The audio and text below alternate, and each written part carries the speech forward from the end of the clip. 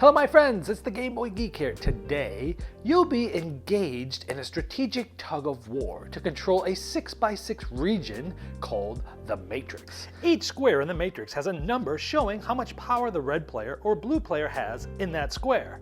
But you'll be trying to group the squares into 9 districts, one square at a time, and trying to control more districts at the end to win. Distrix is an award-winning game of skill for 2 players, but also has a solo mode. It takes 30 to 60 minutes to play, is for ages 14 and up. And today we're going to be doing a rule school, where I'm going to teach you how to set up and play the game so that you don't have to read the rulebook yourself. So let's get started.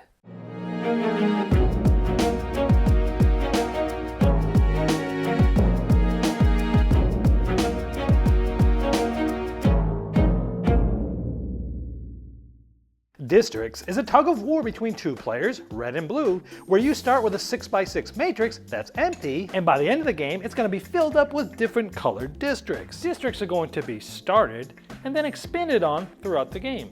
In this case, blue has a score of 5 for the green district, but red also has a score of 5 adding those together. But now, red is winning the green district by 8.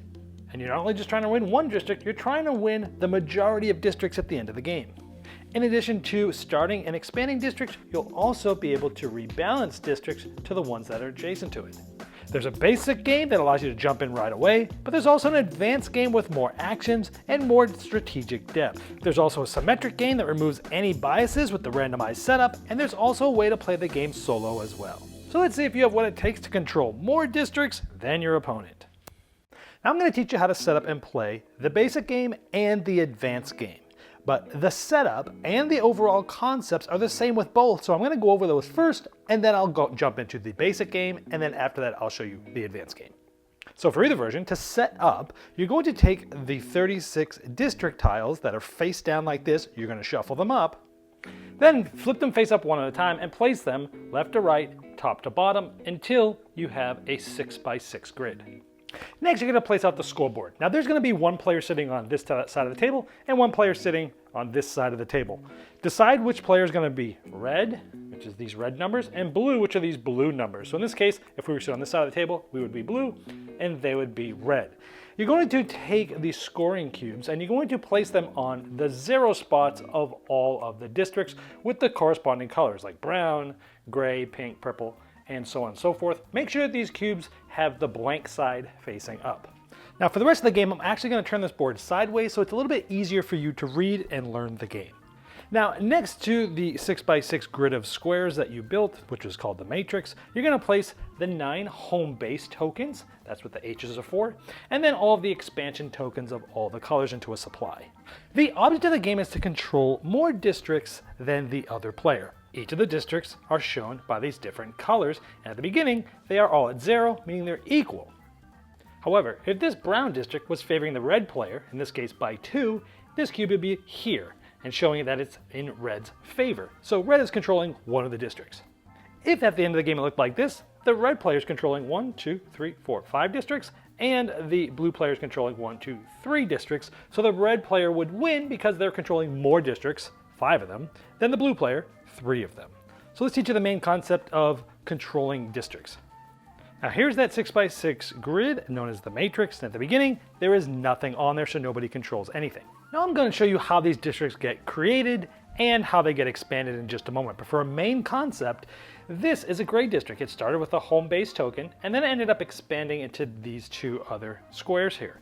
Now we see that this is a blue 2 and a blue 4. That means for this gray district, blue is at a value of 6 because I've added those up.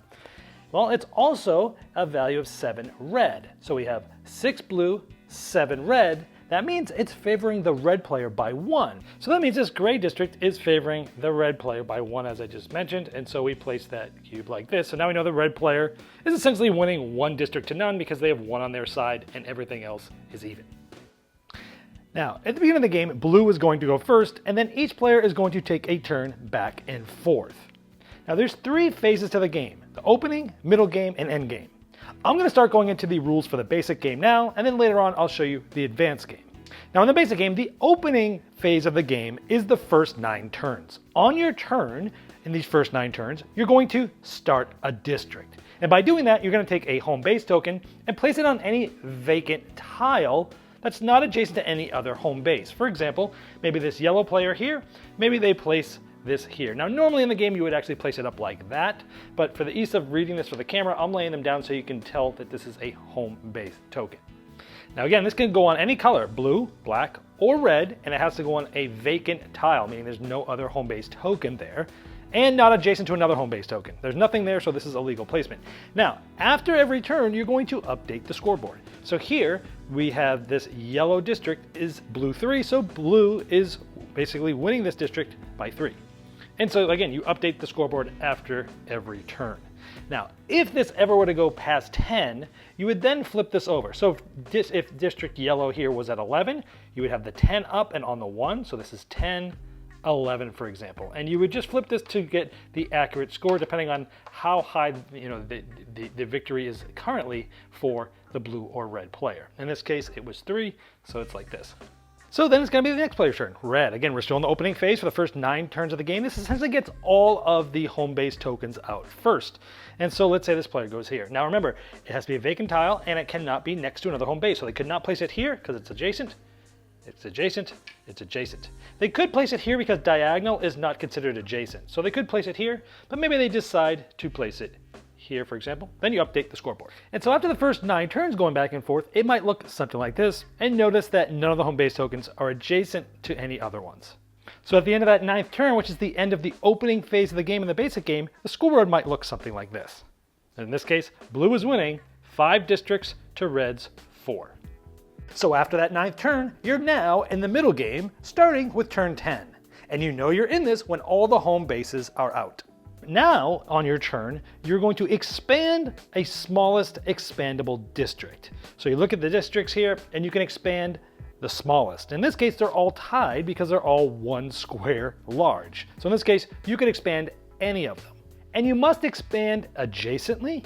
And remember, diagonal is not adjacent. So I could not put this with the gray because it is not adjacent, so that's diagonal. But the blue player could do something like this.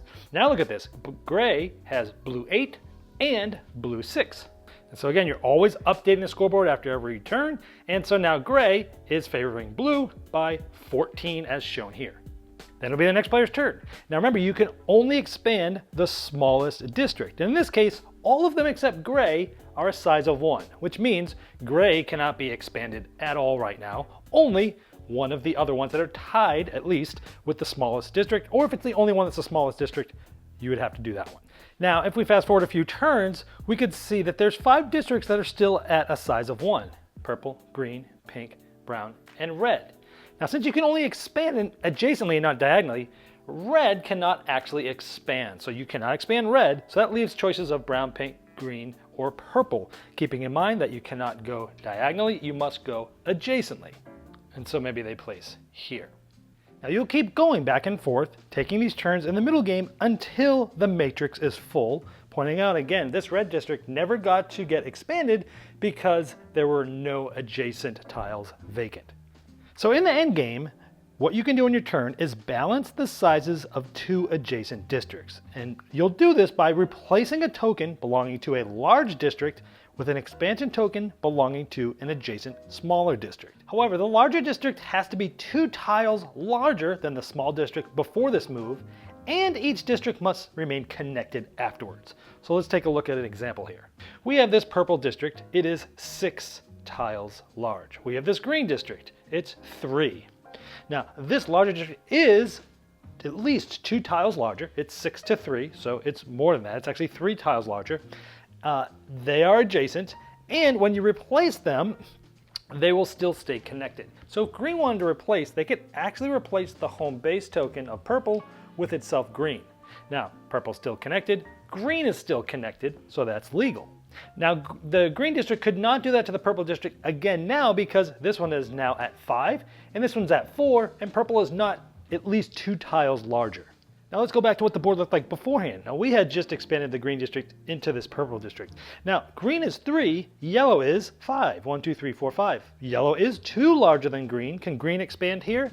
No, because if green expanded in here, this would leave yellow disconnected because it has a yellow group here, and this one is not connected because remember, a diagonal is not adjacent. So that is not a legal move because both districts being affected need to be connected to themselves afterwards. Now if we look up here, red was the one that never got to expand because it got kind of caught in the corner there.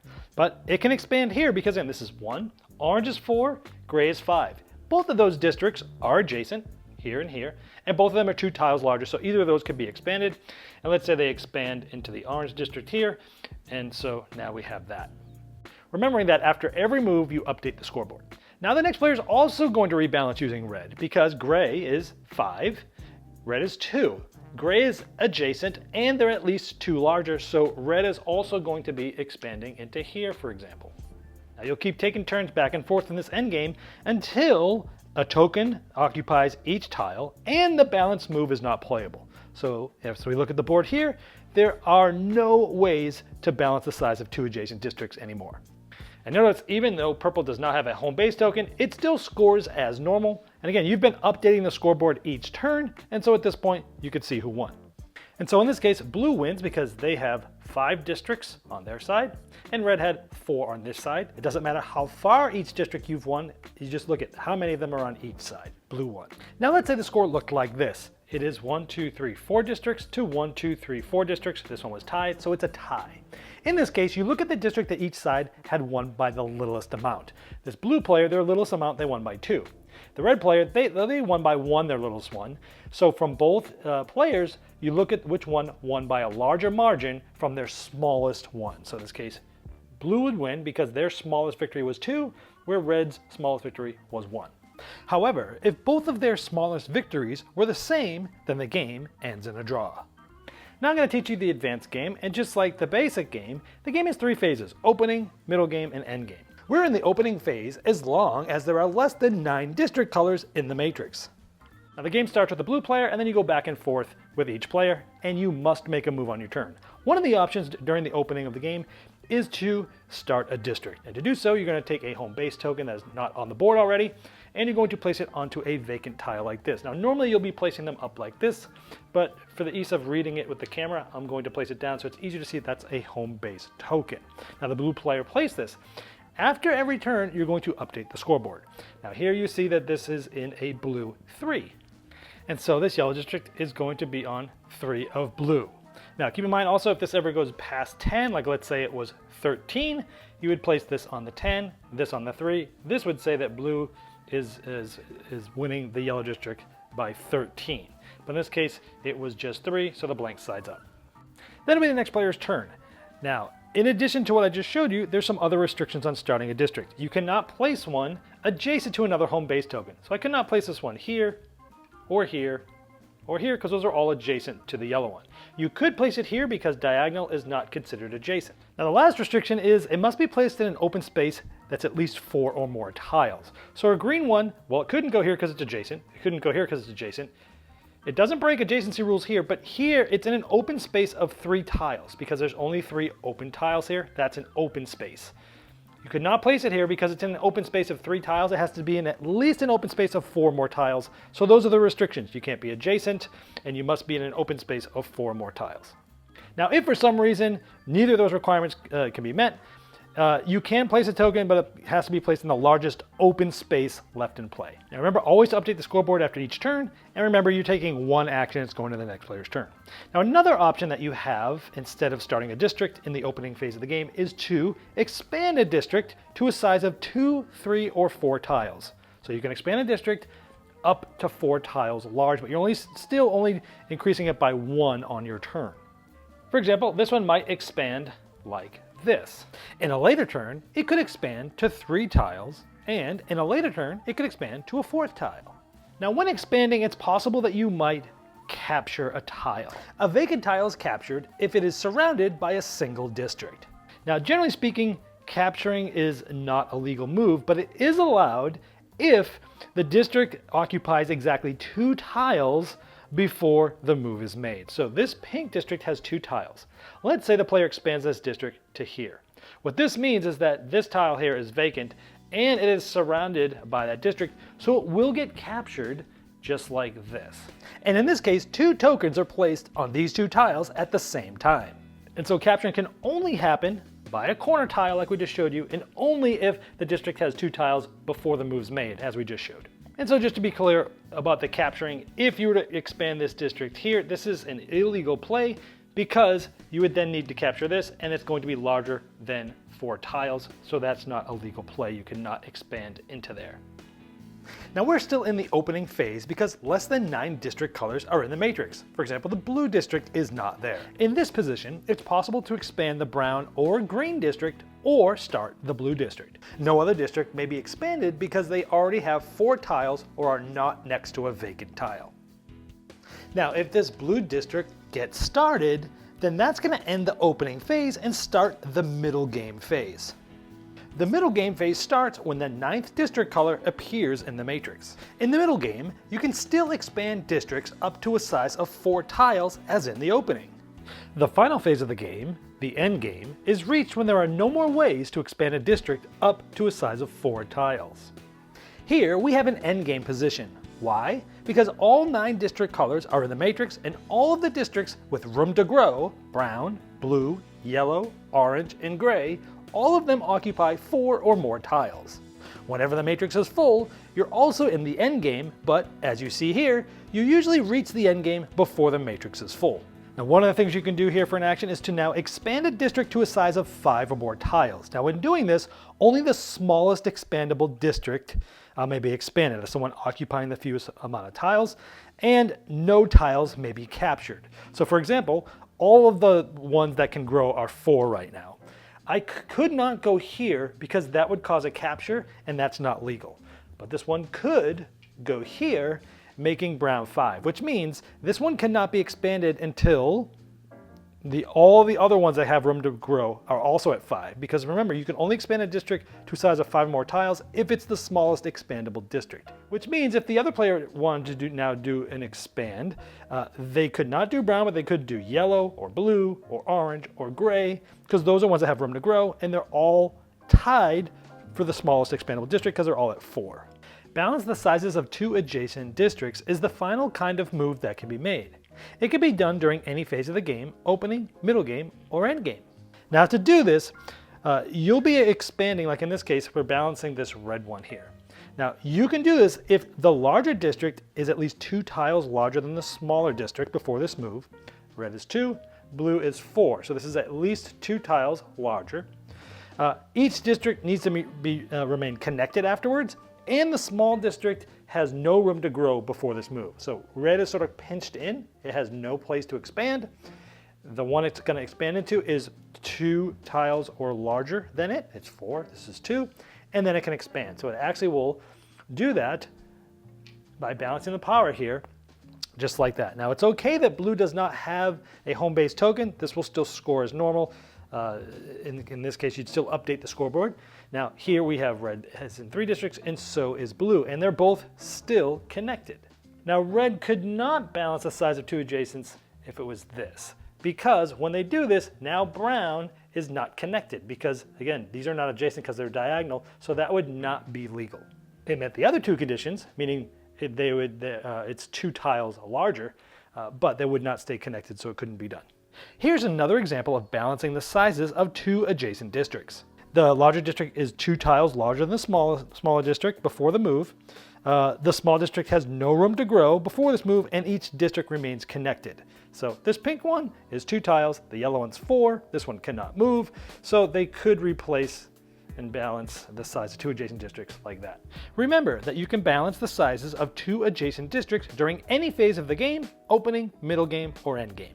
Now there is a player aid that comes with the game, and this is very useful because it shows you which actions you can use in the opening, so these 3, the middle game, these 2, and the end game, these 2.